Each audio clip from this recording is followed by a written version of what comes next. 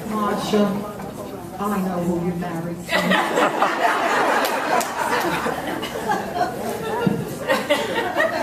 I know his name is Norman.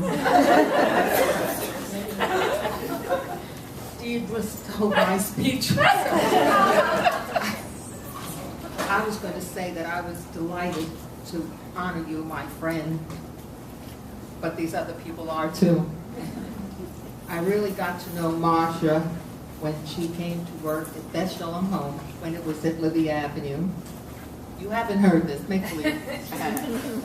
Marsha came to play the piano for the residents. My mother was a resident there.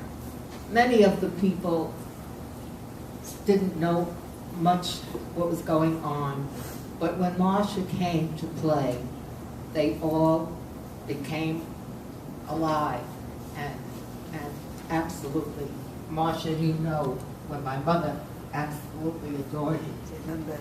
Becky. You brightened her life. Marsha was asked to serve on the auxiliary board. You didn't hear this before. She was corresponding secretary. And then for 10 years, Marsha has been the recording secretary. Deidre mentioned that, Marsha.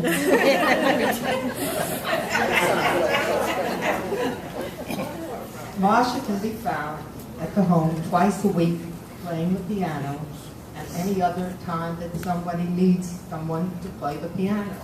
It's another thing I can't do. The other days, Marsha works at Fabi's room selling the clothing, and that is a fundraiser for the job. My working with Marsha on Hadassah, and thank goodness she didn't mention that.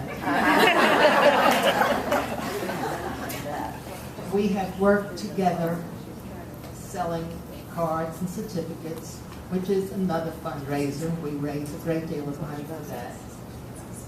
And Marsha and I have worked on the Woman of Valor. We have lots of stories that we could tell, but her secret is safe with me.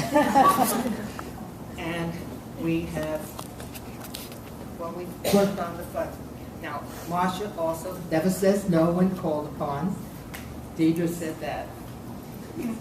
I only want to say that it has been a pleasure being your friend, and we have our secret name for each other. Absolutely. They'll never tell.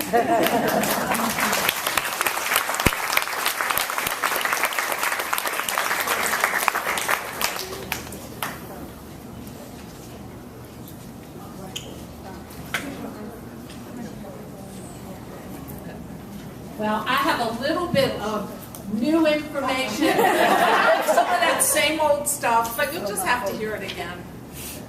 Marsha Marks grew up in Charleston, West Virginia, the oldest of 3 children born to Miriam and Hyman Weiner.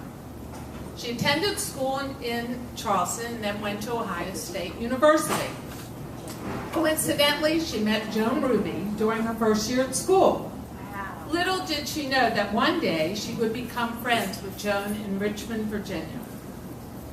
Marsha taught school for 1 semester after graduation, got married, and moved to Petersburg with Norman. She left Carol in Charleston.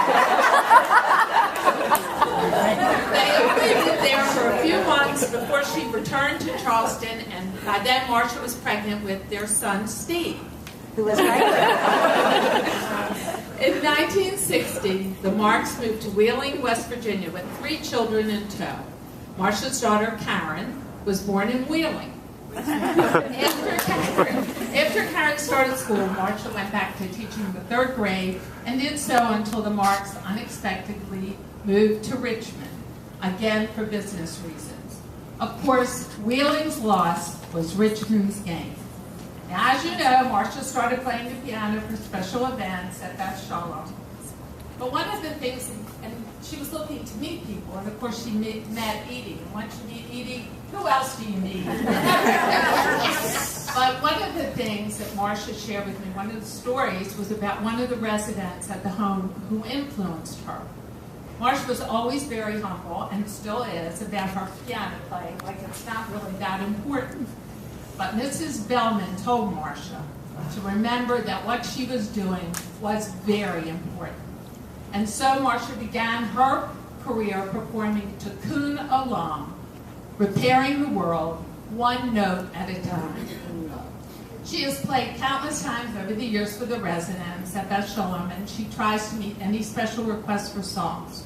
She's gotten to know and love so many of those residents and the people at the home over the years, and the feeling for her is mutual. She also visits with many who perhaps cannot get to the sing-along programs. Marsha brings her heart and soul to the residents every week. And as you heard also about her saleswoman talents with the other women that she works with at Faggy's Room. They go through the clothes that people donate, sell them to residents and staff, act as fashion consultants many times, and raise needed funds for the home. And you heard about her last 11 years as recording secretary, and I feel that that is a very dedicated volunteer who would be recording secretary for 11 years. And Marsha has donated her time and efforts to Hadassah, Bethel, and the Jewish Women's Club. She does not know how to say no. And now, in between all of her volunteer activities, Marsha spends her time cheering for her sports team. And of course, those of us who know her know that Duke is her #1 favorite. Absolutely. But she also manages to cheer for Ohio State, West Virginia University, And the Richmond University of Richmond. Marsha is quite a sports enthusiast, especially in the basketball arena. Another very favorite interest of Marsha is her family and friends. She keeps in touch with those who live far and near, including my dad, who so wanted to be here tonight. He sends his mazel tov to you, Marsha. Thank you. And then there are Marsha's wonderful grandchildren, nieces and nephews, whose accomplishments we have followed over these many years. I feel so lucky to be able to present the Sofie Stahl Award to my very good friend, Marsha Marks. I met her many years ago at our synagogue in Charleston, West Virginia. Actually, at one time, our families were related. When Marsha heard that we were moving to Richmond, no comments about West Virginia. When Marsha heard that we were moving to Richmond, she and Norman immediately adopted us, and she and I have been soul sisters ever since. Her openness and kind heart were so helpful to us when we moved here and continue to this day. And now, without further ado, I call up Marsha Marks, volunteer extraordinaire, to receive her well-deserved Sofie Stahl.